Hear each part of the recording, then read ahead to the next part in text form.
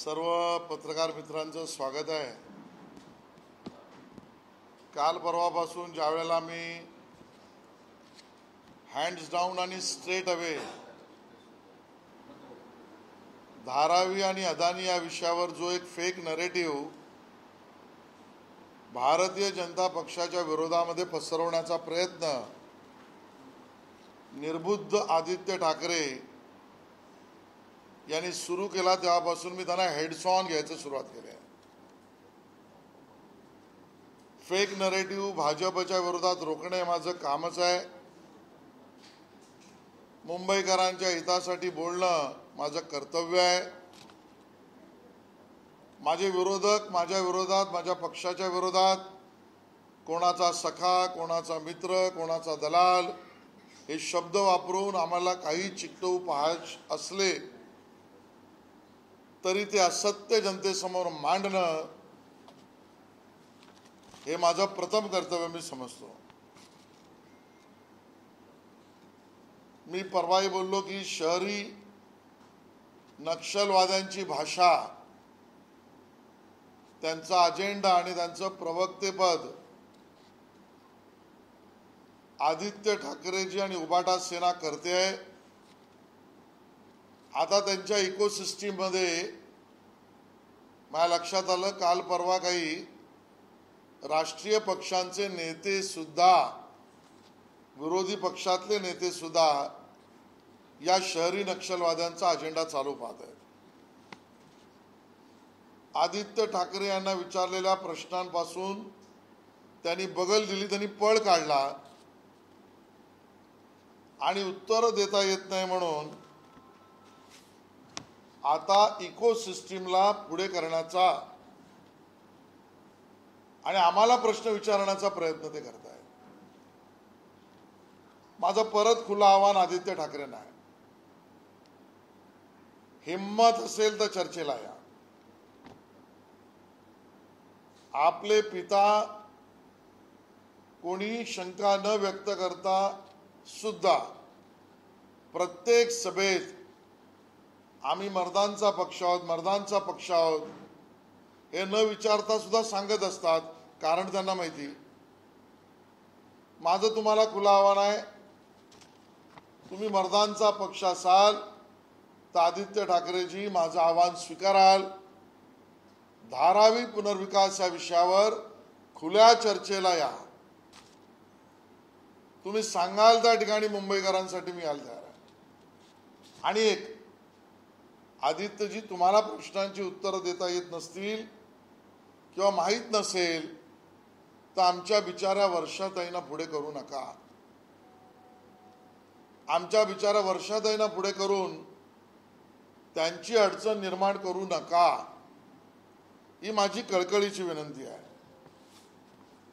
माझे आरोप पुन्हा स्पष्ट आहेत। नंबर एक,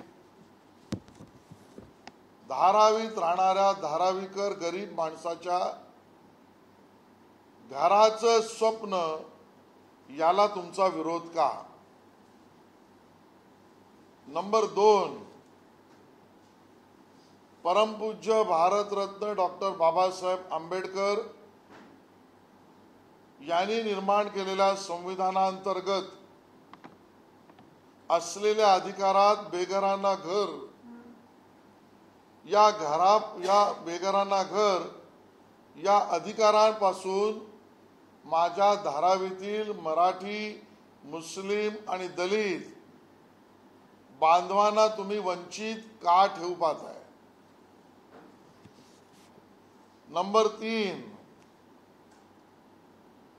धारावीकरांना अधिकृतरित्या पुनर्विकसित घरच मिळणार नाही अशा खोट्या अफवा पसरवून त्यांची माथी भडकवून मराठी, मुस्लिम, दलित मतदारांमध्ये अशांतता निर्माण करण्याची शहरी नक्षलवाद्यांची भूमिका, याचे महाराष्ट्र विकास आघाडी आणि आदित्यजी तुम्ही पुरस्कर्ते का होताय?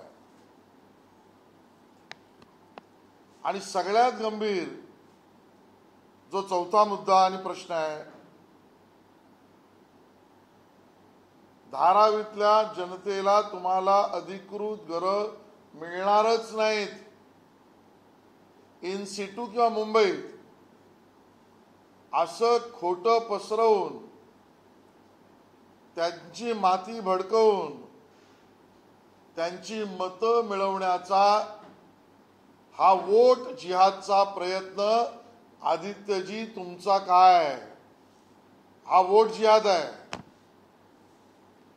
आणि त्यामुळे मुंबईकरांना आमचं आव्हान आहे, मुंबईकर सावधान. धारावी पुनर्विकासाचा उपयोग करून माथी भडकवून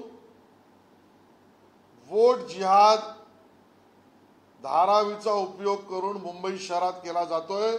आदित्य ठाकरे यांच्याकडून हा वोट जिहादचा प्रयत्न आहे. बाकी सगळे चिंटे पंटे तर आहेतच. मुंबईकरो सावधान. धारावीतल्या गरीब माणसाला घरं मिळणार आहेत हे जाणून घ्या. मुंबईकरांना विनंती, आशियातली सर्वात मोठी झोपडपट्टी असा जो शिक्का मुंबईकरांच्या, महाराष्ट्राच्या, भारताच्या बाबतीत चर्चेला जातो त्यापासून आपल्याला मुक्तता मिळणार आहे. नंबर 3, मुंबईच्या नियोजित पुनर्विकासाची प्रक्रिया जलद गतीने सुरू होते आहे.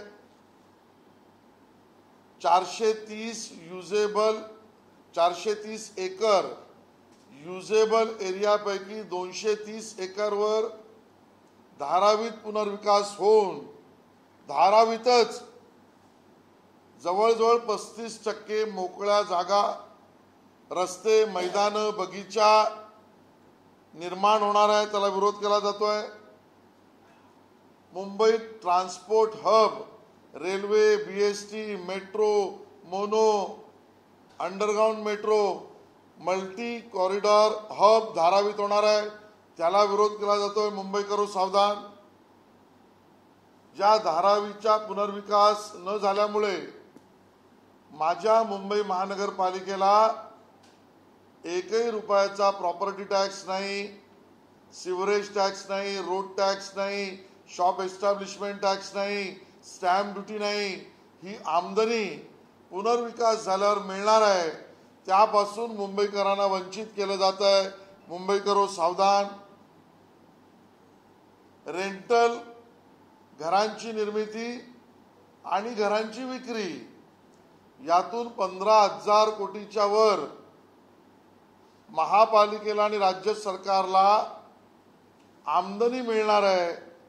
त्या प्रकल्पाला विरोध केला जातोय. मुंबईकरो सावधान. आणि म्हणून आमची घोषणा आहे, मुंबईकर तुम्ही व्यक्त व्हा, मुंबईकर तुम्ही व्यक्त व्हा आणि धारावीकर तुम्ही तुमचा अधिकार मिळवा. मुंबईकर तुम्ही व्यक्त व्हा आणि धारावीकर तुम्ही तुमचा अधिकार मिळवा. जो काही विरोध या बोलघेवड्यांचा चालू आहे, शहरी नक्षलवाद्यांच्या मार्गदर्शनानुसार त्याचं वर्णन करायचं झालं तर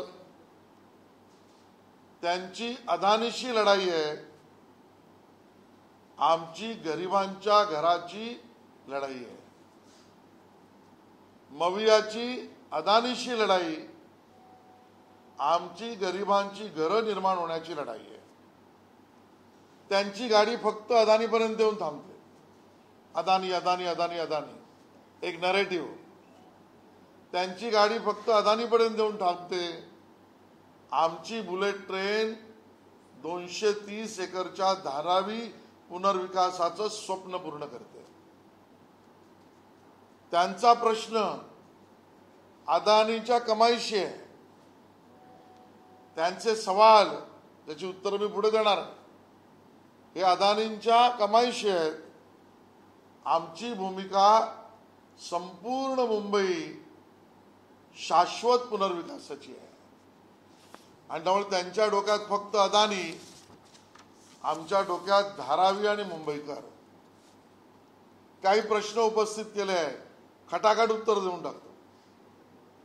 आणि प्रेस प्रश्न मला इथे संपणार नाही, ही सुरुवात आहे. हिम्मत असेल तर त्यांनी रोज प्रश्न विचारावेत आणि आमचे आरोप स्वतःच्या डोक्यावर झेलावेत.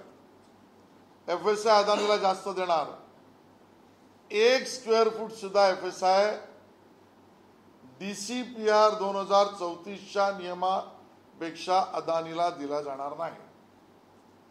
SRAच्या कायद्यापेक्षा 1 स्क्वेअर फूट सुद्धा अतिरिक्त FSI अदानीला दिला जाणार नाही. अदानीला एक्स्ट्रा FSI दिला जाणार. झूट. 7 लाख लोक धारावी बाहेर जाणार, सपशेल झूट. मुळात 7 लाख लोक हा सर्वसाधारण आकडा आहे. सर्वे तर होऊ द्या. सर्वेला काँग्रेस आणि आदित्यजी तुमचा विरोध का?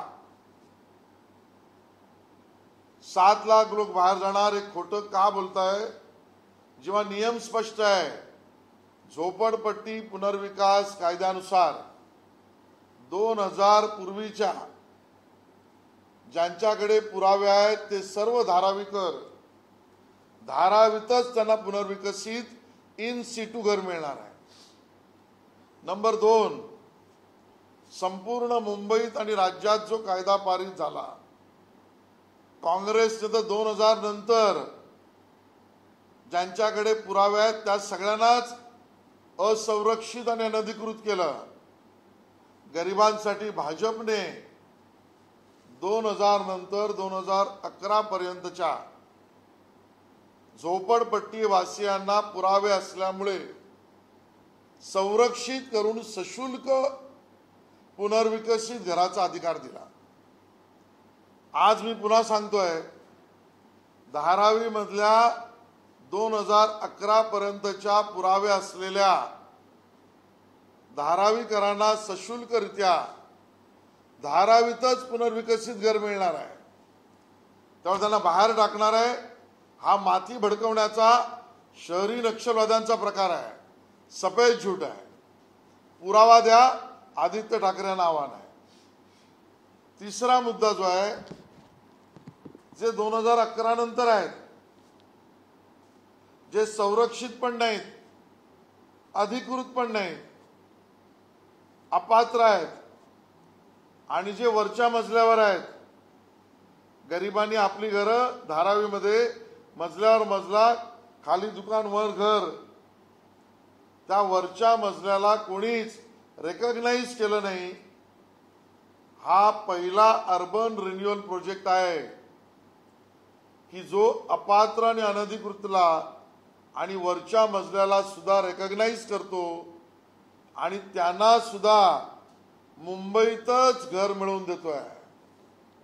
त्यामुळे प्रश्न स्थलांतरणाचा नाही धारावीतून, प्रश्न त्या बिचाऱ्यांना अपात्रच्या ऐवजी अधिकृत करण्याचा आहे आणि तो निर्णय महत्वाचा आहे. अपात्र ते अनधिकृतच्या ऐवजी अधिकृत या प्रक्रियेला धारावीतून सुरुवात होते. हे सरकार गरिबांचं आहे आणि आदित्य ठाकरे गरिबांच्या विरोधी आहेत. आदित्य ठाकरे मराठी, मुस्लिम, दलित यांच्या विरोधी आहेत. आदित्य ठाकरे हे परमपूज्य भारतरत्न डॉक्टर बाबासाहेब आंबेडकर यांच्या बेघरांना घर या भूमिका विरोधी आहेत. आणि त्यामुळे स्थलांतराचा प्रश्नच नाही. आमचा सवाल आहे, तुम्ही एवढे अतिबुद्धिमान असाल तर मुंबई शहरात एक तरी प्रोजेक्ट तुमचे पिताश्री मुख्यमंत्री असताना वरच्या मजल्यावरच्या किंवा 2011 नंतरच्या झोपडपट्टी वासियांना संरक्षित करून घर देण्याचा केलाय का? का केला नाही? का कायदा केला नाही? का गरीब विरोधी तुम्ही राहिलात? आणि म्हणून गरीब विरोधी आदित्य ठाकरे हे आता मुंबईकरांसमोर एस्टॅब्लिश झालेले आहेत. तुम्हाला करायचं खोटं बोलून मतदार. या सगळ्या योजनेतून आदित्य ठाकरे यांना खोटं बोलून मतांची भूक आहे. म्हणून तुम्हाला करायचंय खोटे बोलून मतदार. आम्ही देतोय गरिबांना घरदार. आम्ही देतोय गरिबांना घरदार. हा आमचा नारा आहे. त्या बिचाऱ्यांच्या डोक्यावर असलेला अनधिकृतचा स्टॅम्प आणि डोक्यावरची तलवार यातून त्यांची मुक्तता करून रेंटल हाऊसिंग मधून त्याला अधिकृत करणं हे जनकल्याण आहे. ते भारतीय जनता पार्टी, शिंदे साहेब, फडणवीस साहेब, अजितदादा पवार करतायत. एकही एकरची जागा, पुन्हा मी सांगतोय, अदानीच्या नावावर केल्याचा निर्णय नाही, कॅबिनेट निर्णय नाही. परत सफेद झूट. कॅबिनेटचा निर्णय पुनर्विकसित आणि अन्य घरं बनवण्यासाठी ज्या जागा दिल्या जाणार त्या सरकारच्या मालकीच्या DRPच्या नावावर केल्या जाणार, अदानीच्या नाही. या अतिरिक्त जागा मुंबईतल्या का दिल्या जात आहेत तो निर्णयही उद्धवजी ठाकरे यांच्या मुख्यमंत्री पदाच्या काळात नोंदलेला आहे, केलेला आहे. त्यामुळे तो प्रश्नच आम्हाला आदित्यजी तुम्ही विचारू नका. कालही मी सांगितलं TDR किती देणार, DCPR 2034 प्रमाणे. फरक काय आहे उद्धव ठाकरेजींच्या काळातल्या निविदेचा आणि आमच्या काळातल्या निविदेचा? उद्धवजींच्या काळातल्या निविदेत किमतीवर TDRच्या मर्यादा नव्हत्या. शिंदे फडणवीस पवार सरकारने त्या अमर्याद किमतीला रिसिवेबल प्लॉटच्या RR रेटच्या 90% मर्यादा केली, 100 पण नाही. फरक काय दोन्ही टेंडरमध्ये? उद्धव ठाकरेजींच्या टेंडरने मुंबईकरांच्या मातीये मारलं वर्षातही की 50% धारावीचा TDR घेतलाच पाहिजे. हे वर्षातही तुमच्या सरकारच्या काळात शिंदे फडणवीस अजित पवार सरकारने 50%चं कंपल्शन काढून टाकलं, ते 40%वर आणलं आणि 60% खुल्या बाजारातून घ्या ही मर्यादा वाढवली आणि धारावीच्या TDRची कमी केली. उद्धव ठाकरे यांच्या काळात अतिरिक्त जागा पुनर्विकासाला मिळवली जाईल, पण त्यातनं काय मिळेल राज्य सरकारला आणि महापालिकेला त्याच्यावर उल्लेख नाही. तो फायदा पूर्ण निविदाकाराला द्यायचा उद्धवजींचा मानस.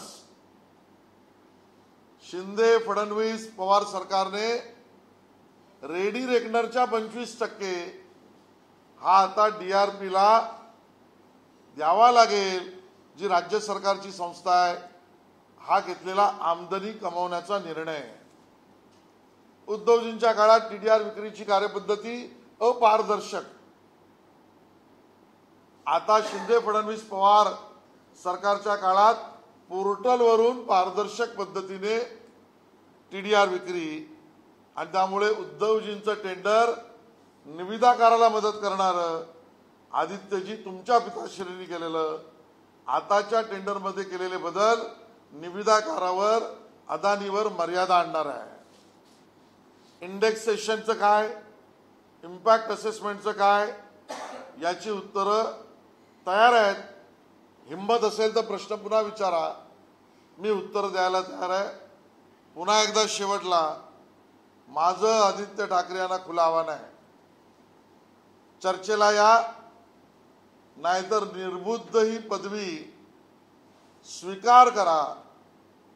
आणि दुसरा आरोप, 37 एकरची धारावीत असलेली DRP मधली महाराष्ट्र नेचर पार्कची मोकळी जागा, जंगल मैदान हे आपल्याच परिवारातील प्राणी मित्र युवकांसाठी बळकवण्याचा प्रयत्न उद्धवजींच्या पक्षाकडून होतोय. ती 37 एकर मोकळी जागा जंगल पुत्रप्रेमासाठी बळकवायची आहे आणि म्हणूनच धारावीच्या पुनर्विकासाला विरोध आहे. धन्यवाद. धारावी संदर्भात जो नरेटिव्ह आदित्य ठाकरे आणि वर्षा गायकवाड यांच्याकडून केला जातोय, धारावीकरांचं नुकसान होणार आहे, धारावीकरांना मुंबईच्या बाहेर हकललं जाणार आहे, त्या संदर्भात त्याचं उत्तर दिलं ना एवढं मी. नाही, तो जे फेक नॅरेटिव्ह तयार करताय तर तो निवडणुकीच्या तोंडावर विधानसभा निवडणुकीच्या पार्श्वभूमीवर तयार करत फेक नरेटिव्हच्या आधारावर आणि खोटं बोलण्याच्या आधारावर निवडणुका लढणं ती त्यांची कार्यपद्धती आहे. आणि त्यामुळेच तर मी म्हटलं त्यांचा प्रयत्न खोटं बोलून मिळवायचे आहेत मतदार, आणि आमची भूमिका आहे नियोजनातून गरिबांना द्यायचं आहे घरदार. तुम्ही एक वक्तव्य केलं होतं की एकंदरीतच 29 तारखेपर्यंत कदाचित महाविकास आघाडी तुटू शकते. काल एकंदरीत बैठकीत असं दिसून आलं महाविकास आघाडीचे संजय राऊत आणि नाना पटोलेंमध्ये टोकाचा वाद दिसून आलेला होता. आज काँग्रेसचे प्रभारी आहेत ते थेट मातोश्रीवर पोहोचणार आहेत, त्यांच्याशी चर्चा करणार उद्धव ठाकरेंशी. काय एकंदरीत अंतर्गत तुमची डिटेल्स आहेत? मला जी माहिती कळाली त्यांच्यामध्ये तू मैं आणि नाना पाटोलेला हाडतूड संजय राऊत यांनी केलं, अशा माहिती मला समाज माध्यमातून आणि अन्य ठिकाणून मिळत आहेत. किती खऱ्या किती खोट्या माहीत नाही. त्यांचा तो अंतर्गत प्रश्न आहे. महाराष्ट्र विकास आघाडीचा झगडा करण्याचा अंतर्गत त्यांचा विषय आहे. पण मी आज सार्वजनिकरित्या मुंबईच्या पोलीस आयुक्तांना एक विनंती करतोय की यापुढे जिथे जिथे महाराष्ट्र विकास आघाडीच्या आणि विशेषतः नाना पाटोले आणि संजय राऊत उपस्थित असतील अशा ठिकाणच्या ज्या त्यांच्या बैठका होतील त्यासाठी नवीन नियमावली बनवावी, ज्यामध्ये या नेत्यांनी पादत्राणे बाहेर काढावीत, यांच्या अंगरक्षकांना बाहेर ठेवावं, यांच्याकडे जर नेत्यांकडे शस्त्र असतील खाजगी तर ती बाहेर ठेवण्यात यावीत, यांच्याकडे बैठकांच्या ठिकाणी पुरेसं पोलीस संरक्षण बळ द्यावं. कारण आता हे गुद्दागुद्दीवर आले आहेत, उद्या गोळीबारीवर येऊ शकतात ही भीती आहे मला. आणि म्हणून ही गोळीबारीची गँग आहे, याचा एक नवीन ठपका कायदा सुव्यवस्था काय करते असा उद्या होऊ नये म्हणून पोलीस आयुक्तांनी याची खबरदारी घ्यावी. नाहीतर इथे गँगवॉर होण्याची शक्यता आहे. 3 गँगचं गँगवॉर होऊ शकतं.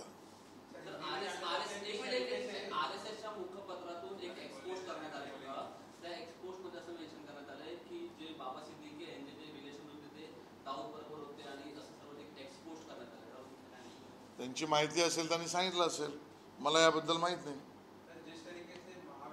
मराठी झालं? सर, त्याला जोडून घेतो एक काल एकंदरीत आपले नेते देवेंद्र फडणवीस सागर मंडळावर अनेक बैठका दिसून आले, लोक भेटायला येत होते. विशेषतः 2 गोष्टींमध्ये वाद दिसून होते. एक म्हणजे निलेश राणे यांना कुडाळ मालवणमधून उमेदवारी देताना कुठेतरी अडचण आहे का? दुसरं, संदीप नाईक यांनी आता विरोधात दंड ठोकरले. त्यांचं म्हणणं तिकीट हवं आहे. भाजपचं धोरण आहे एका कुटुंबामध्ये जास्त तिकीट देता येत नाही, एका वेळी एकच तिकीट देता येईल. संदीप नाईक आता हाती येण्याची भाषा करत आहे. म्हणणं मात्र मुळामध्ये योग्य उमेदवाराला तिकीट द्यावं ही आमची भूमिका आहे. घरात किती हा विषय वगैरे नाही. आणि त्यामुळे योग्य उमेदवाराला तिकीट देण्याचा निर्णय पार्लमेंटरी बोर्ड घेईल. संदीप नाईक असतील तर त्यांना तिकीट मागण्याचा अधिकार आहे. योग्य उमेदवार जेव्हा ठरेल त्याचं काम करणे पक्षाच्या कार्यकर्त्याचं काम आहे.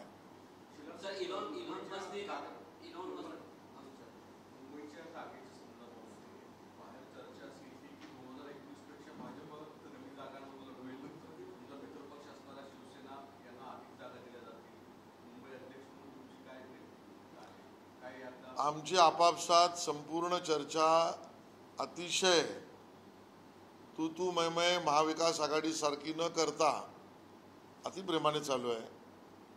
कोणी किती जागा लढायच्या तर जिंकण्यासाठी लढायच्या या विषयात एकमत आहे आणि तिन्ही पक्षाचे नेते त्याच पद्धतीने मुंबईचा निर्णय करत आहेत.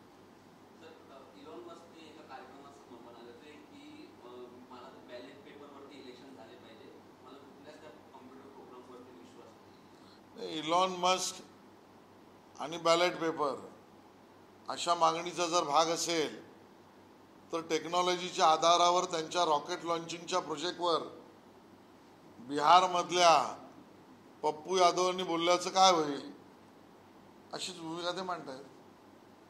काँग्रेसचे काही स्थानिक पदाधिकारी असं म्हणत आहेत की आदित्य ठाकरे यांनी महाराष्ट्रातून कुठेही उमेदवारी मिळाली ते निवडून येतील, पण वरळीची जागा ही काँग्रेससाठी सोडतात.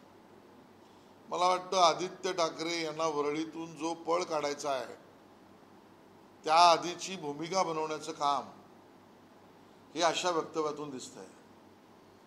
आदित्य ठाकरे यांना वरळीतून जिंकण्याची शाश्वती नाही आणि पराभवाची प्रचंड भीती आहे. मग माझ्या मित्रपक्षानेच सांगितलं की ही जागा आम्हाला द्या, त्यामुळे युतीसाठी आम्हाला ही द्यावी लागली. ही नौटंकी तर होत नाही ना, असा आमच्या मनातला सवाल आहे.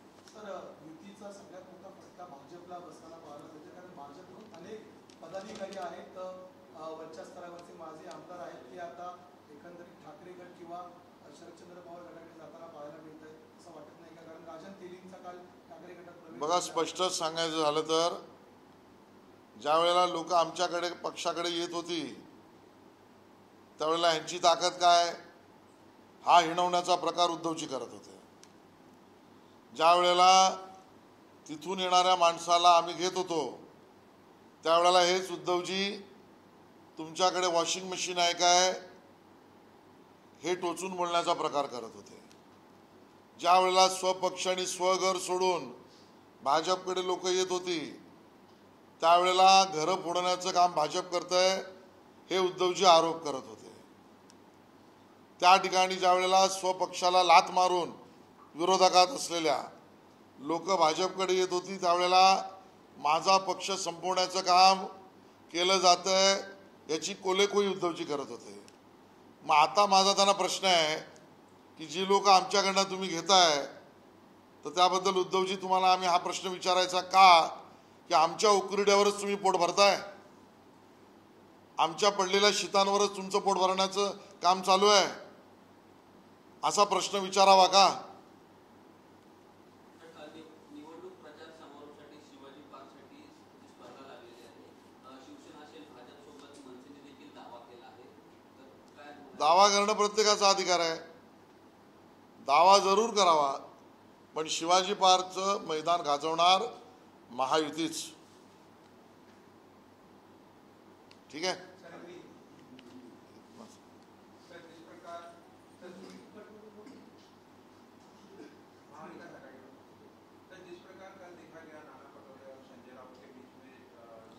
देखिए, जो समाज माध्यमों से और पत्रकार मित्रों से जानकारी आई है उसमें तू मैं हुई है, नाना पाटिलों को हाड़ तोड़ करके बेइज्जत किया गया है. अब कितना सच कितना झूठ मुझे नहीं पता. कांग्रेस की तो कोई कीमत रखी ही नहीं है, ऐसे जानकारी सामने आ रही है. ये उनका अंदरूनी मामला है, ये उनका अंदरूनी प्रश्न है, एक दूसरे को क्या कहना. लेकिन मैं आज सार्वजनिक तरीके से मुंबई के पुलिस कमिश्नर से निवेदन करता हूं कि जहां जहां पर महाराष्ट्र विकास आघाड़ी के दलों की नेताओं की और विशेष रूप से संजय राउत और नाना पटोले जिस बैठक में होंगे उस प्रकार के बैठकों के लिए नई एसओपी जाहिर की जाए, जिसमें नंबर 1 ये बताया जाए कि सभी नेता अपने पादत्राणे चप्पलें शूज बाहर रखे, धोखा एक दूसरे पर मारने का.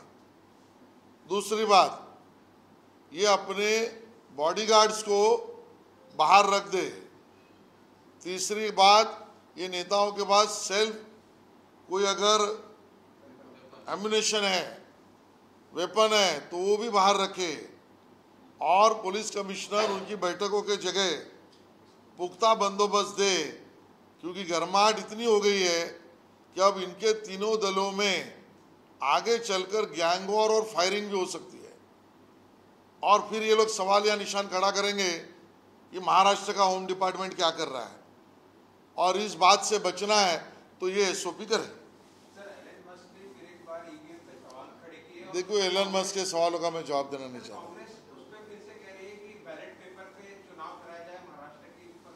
हार की बात का सामना करने की शुरुआत कांग्रेस की हो चुकी है. अब बैलेट ऑल कल वोटिंग लिस्ट, पहले थी वोटिंग मशीन, उसके पहले थी कैंपेन, अब तो वोटिंग लिस्ट, वोटर्स लिस्ट और बैलेट पेपर. यानी इनका रोना ये बताता है कि उन्होंने चुनावी हार मान ली. सर, 4 सीटों पर ऐलान कर दिया है. इसने 4 सीटों पर अखिलेश यादव ने जो एनडीए के सहयोगी है, लेकिन एनडीए को जो 12 सीटों का प्रस्ताव दिया था वो अभी तक कुछ हुआ नहीं, लेकिन अलग जाकर 4 सीटों कोई अखिलेश यादव में हिम्मत नहीं है। उनमें हिम्मत होती तो 288 कैंडिडेट खड़े करते। जिनके पास रीढ़ की हड्डी नहीं है और जो कांग्रेस के सामने झुके हैं, वो समाजवादी पार्टी खड़े नहीं हो सकती। यादव समाज भी अभी भाजप के साथ है। दाऊदच्या जमिनीचं घेणारे सध्या महायुतीसोबत आहे असं संजय राऊत बोलतात आणि म्हणून नवाब मलिकची ते वकिली करत होते। संजय राऊत नवाब मलिकची वकिली का करत होते? संजय राऊत बॉम्ब ब्लास्ट मधल्या दाऊदचा मुंबईकरांचे जीव घेणाऱ्या त्या आरोपीला प्रचारात मदत का करत होते? त्याची मदत का घेत होते? संजय राऊत आणि दाऊदचा काही संबंध आहे का? हाही लोकांच्या मनात प्रश्न आहे।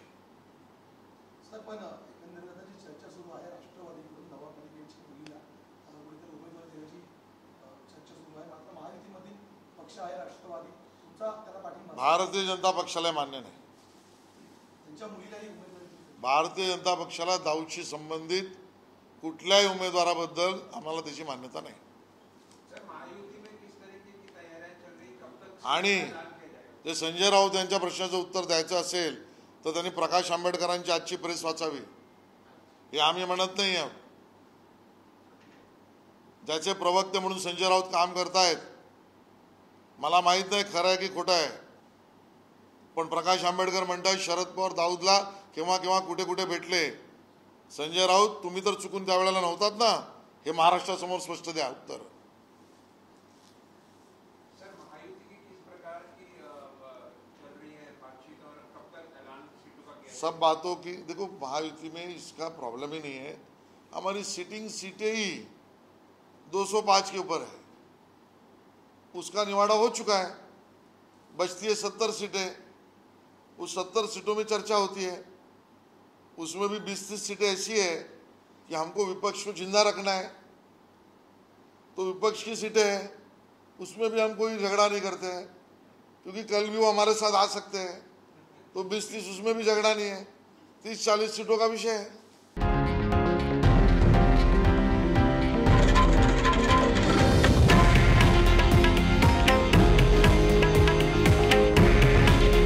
हे आहे देशातील नंबर 1 न्यूज नेटवर्क आणि आपण पाहत आहात TV9 मराठी।